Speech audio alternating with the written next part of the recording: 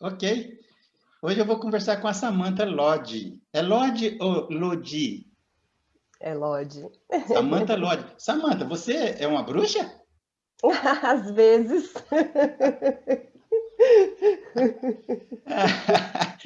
Se eu perguntar para minha mulher, ela vai falar a mesma coisa. Depende de você. Samantha, olha, eu fiquei muito curioso com as tuas pesquisas no doutorado e eu gostaria de bater um papo com você, então, sobre a tua pesquisa. Assim que entrar a vinheta, depois da vinheta, vamos conversar. Tá bom.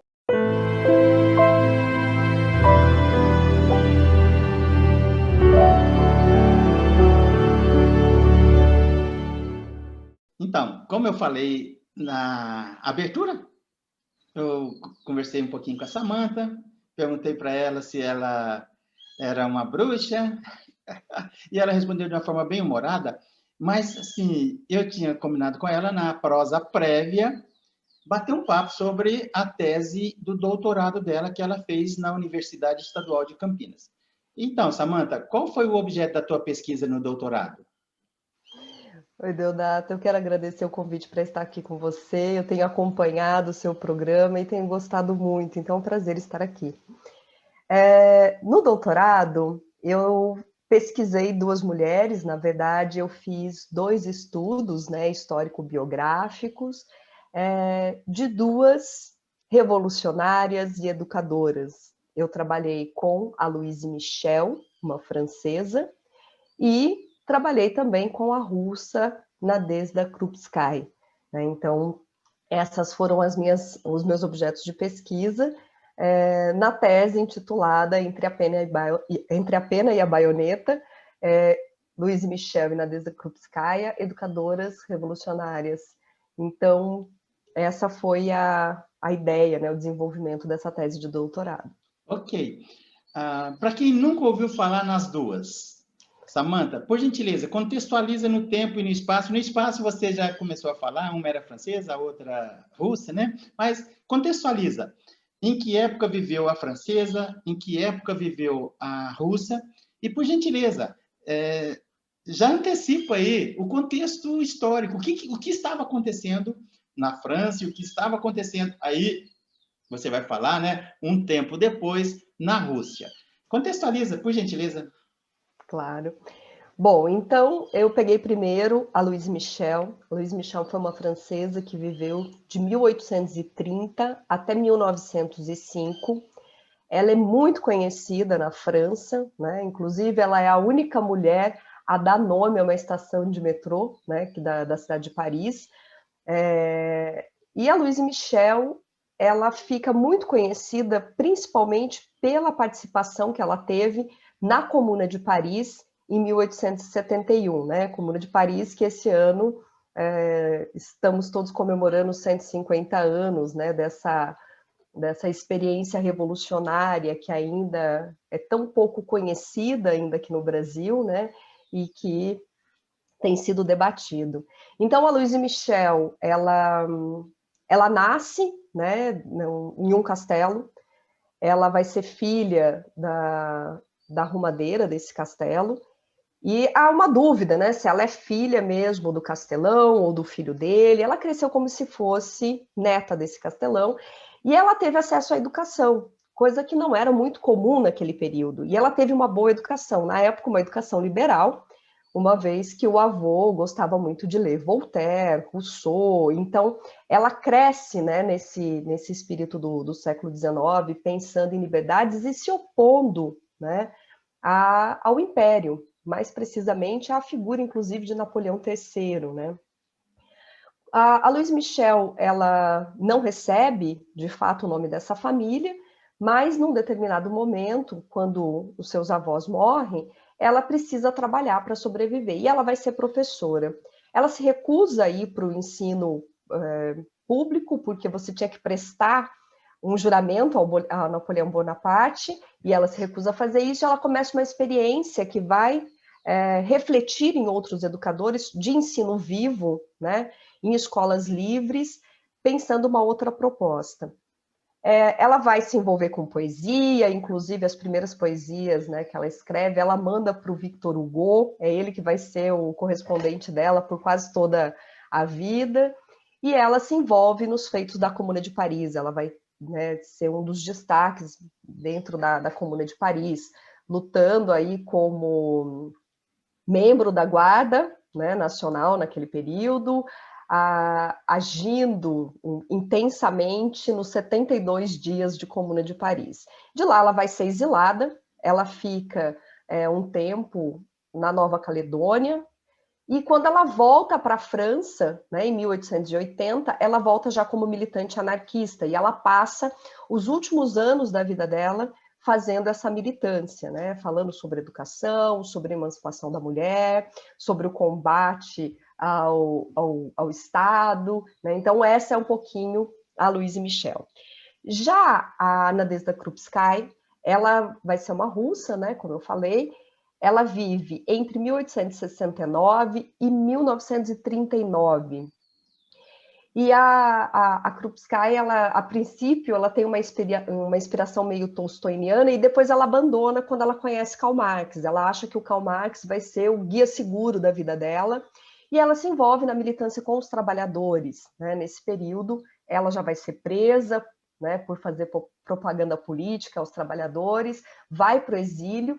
Nesse exílio, ela casa com o Lenin e depois eles começam uma peregrinação pela Europa, mas organizando, né, a social-democracia russa daquela época, né, que depois se desdobra aí no Partido Comunista.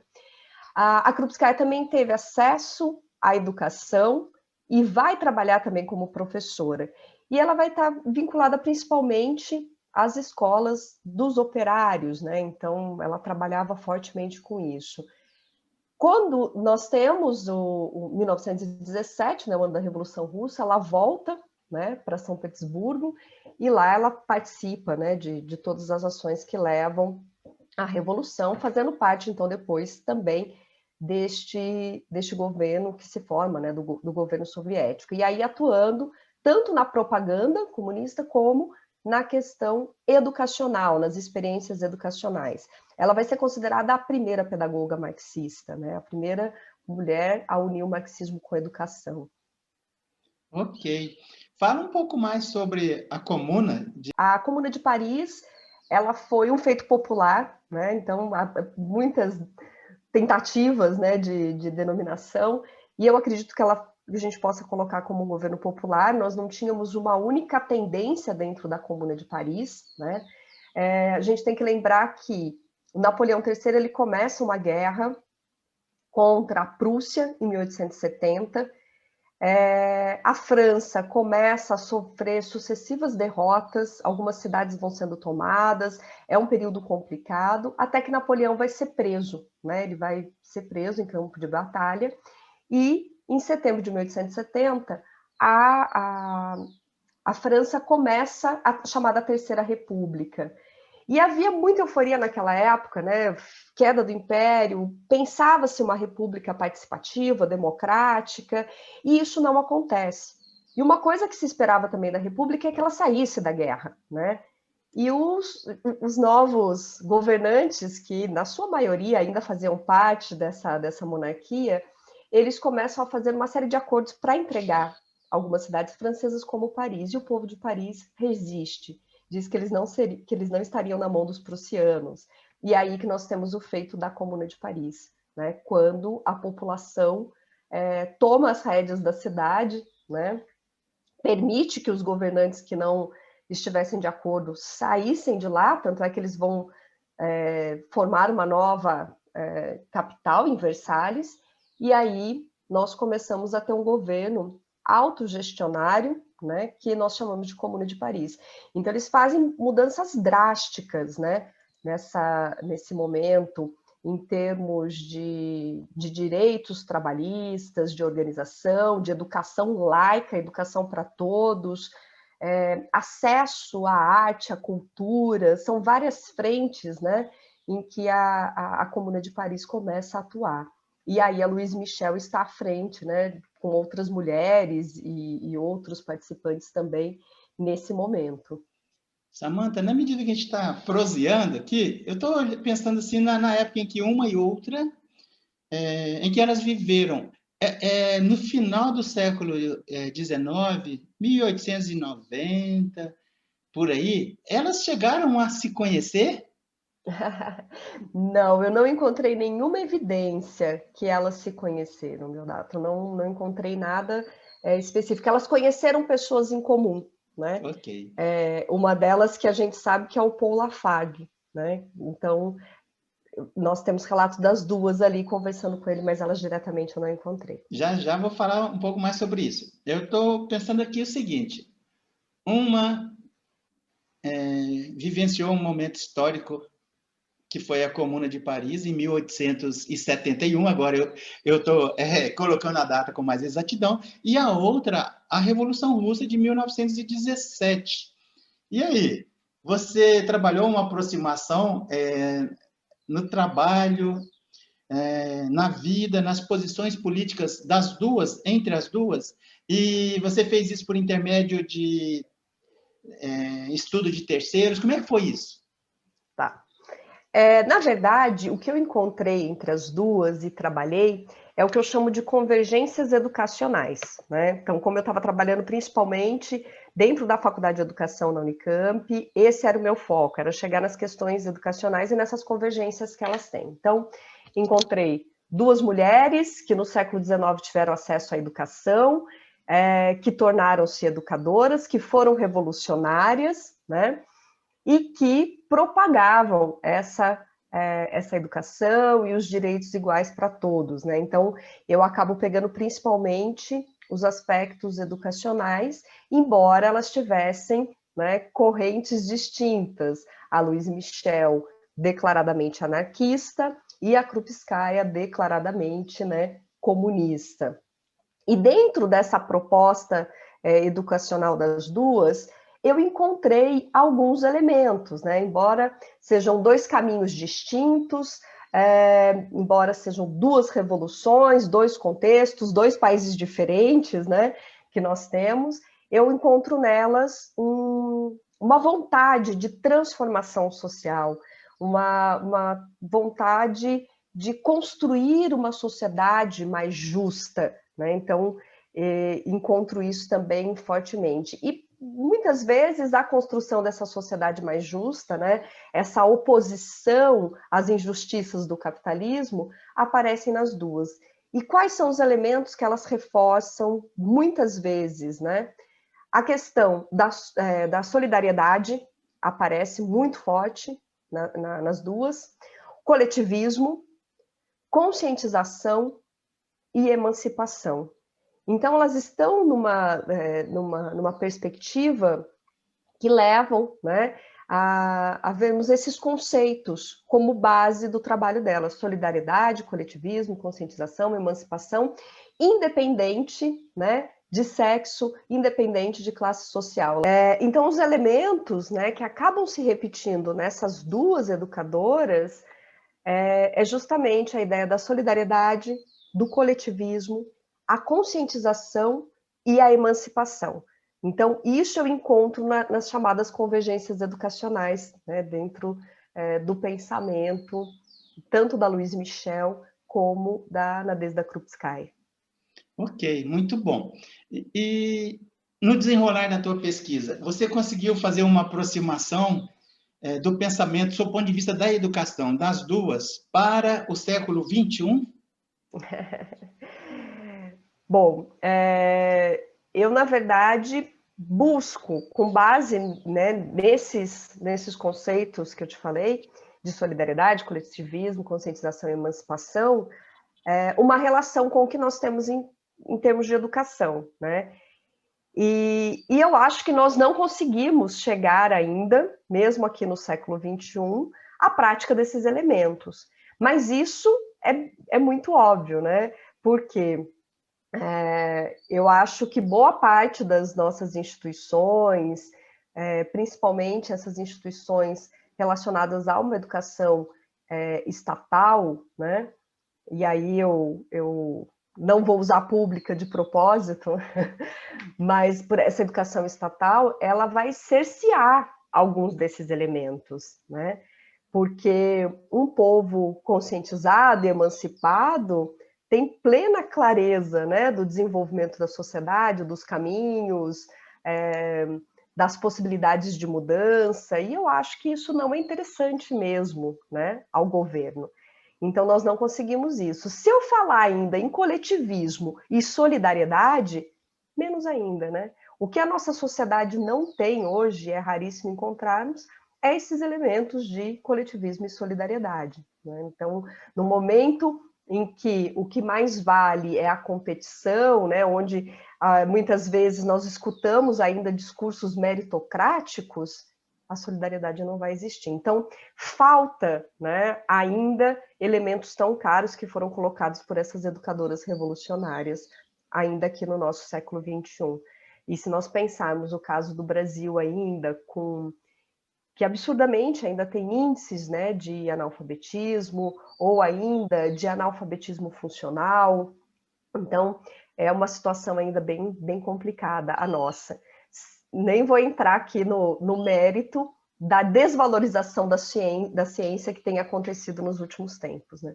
Ok. Samantha, eu deixei de fazer alguma pergunta que você particularmente considera relevante para o perfeito entendimento das tuas pesquisas? Você gostaria de colocar mais alguma informação? Eu acho que só para fechar, né, como eu fiz a brincadeira com o nome da tese, né, colocando as duas aí entre a pena e a baioneta, porque elas foram revolucionárias, né, foram ali para o embate, mas elas escreveram, elas deixaram, né, muitos dos seus relatos. Então, uma brincadeira que eu fiz no final é: da pena faz-se uma baioneta? E eu acho que sim, que nós ainda estamos no momento em que escrever, pronunciar, pode levar, né, a algumas ações. Não basta nós ficarmos aqui fechados nos nossos espaços, nos nossos escritórios com os nossos livros, se não formos para a prática. Mas eu acho que a escrita, ela é um chamado a essa prática e a essa ação. Legal. É isso. Você sabe que a gente já está caminhando para o fechamento, mas a expressão que você usou aí no nome, né, que você deu à sua tese, aconteceu parecido na Idade Média com um filósofo barra teólogo franciscano que foi chamado a dar um parecer num processo da Santa Inquisição contra os franciscanos. E no parecer dele, ele propôs a excomunhão do Papa e fugiu da França e foi para a Alemanha. E ele mesmo falava que ele foi trocando a pena pela espada, que o poder lá na região, na época, colocou para preservá-lo, para protegê-lo contra o Vaticano. O Vaticano não, porque não era o Vaticano, ficava na França, o poder papal. Mas então ele trocou a pena pela espada, como você fala, em pena e baioneta. Samantha, foi um prazer enorme conversar com você. Eu te confesso que eu fiquei me segurando para não sair da espinha dorsal da tua pesquisa, mas eu fiquei muito interessado em trocar algumas ideias com você sobre essa questão aí da Rússia ter se tornado anarquista. E eu tenho entrevistado alguns pesquisadores hoje que têm colocado como uma terceira via equidistante dos extremos da direita e da esquerda através do anarquismo. E eu vou entrevistar várias pessoas, porque o anarquismo ele é muito mal compreendido pela sociedade e até mesmo por parte da academia. Então, eu fiquei fugindo assim para não tocar nisso. Eu quero te convidar para a gente bater um papo especificamente sobre essas questões da possível terceira via como proposta para uma sociedade mais justa, com menos abismo social, com saúde, educação, segurança. Você gostaria de conversar sobre o anarquismo e essa possibilidade? Eu gostaria sim de conversar. Eu acho que também temos alguns textos, né, anarquistas da própria Louise Michel, que dá para a gente começar a entender o que ela colocava, como ela se posicionava. Eu acho que a gente dá para fazer mais um bate-papo e será um prazer, porque é muito bom conversar com você, viu, Deodato? Obrigado. E você chegou a publicar algum artigo sobre o trabalho dela com o anarquismo ou ainda não? Vai sair um livro esse ano, está em processo. Um livro seu? Isso, sobre Louise Michel. Aí, assim, pegando a vida dela como um todo, né? E trazendo alguns documentos. Então, para esse ano sai. Isso aqui é linguagem de interesse, viu? Linguagem corporal de extremo interesse. E isso aqui é demais ainda, jogar o corpo para frente. Me fala uma coisa, o livro já está pronto? Não, não. Você está Ele não está escrevendo? pronto. Já passei para o editor e agora nós vamos começar todo aquele processo de preparação e etc. Então, vamos Então, ele fazer o está seguinte, caminhando. manda para mim, se você quiser, manda para mim o arquivo em PDF, vou fazer uma entrevista, a gente não vai dar spoiler, porque o pessoal vai ter que comprar. Você está trabalhando, o pessoal vai ter que comprar. Mas, assim, eu já vou fazer uma entrevista com você especificamente, porque é um assunto que eu já estou querendo trazer para o canal. E a gente pode conversar um pouco sobre o livro. Quando o livro ficar pronto, a gente faz o lançamento dele no canal também. Perfeito, eu agradeço. Será um prazer. Samantha, você quer falar mais alguma coisa? A gente já está concluindo a nossa prosa, o nosso bate-papo. Você quer falar mais alguma coisa? Eu quero sim. Quero agradecer, Deodato, por estar aqui com você, neste programa que tenho acompanhado. E eu tenho gostado desse programa porque eu acho que ele é uma janela por onde nós podemos vislumbrar as pesquisas acadêmicas, mas que também nós podemos ver os sujeitos, né, enquanto indivíduos mesmos, que são aqueles que produziram essas pesquisas. Então, muito obrigada pela oportunidade de estar aqui com você. Ok, Samantha. Eu que agradeço. A gente volta a conversar, tá bom? Um abração. Um abração e até breve. Tchau, até.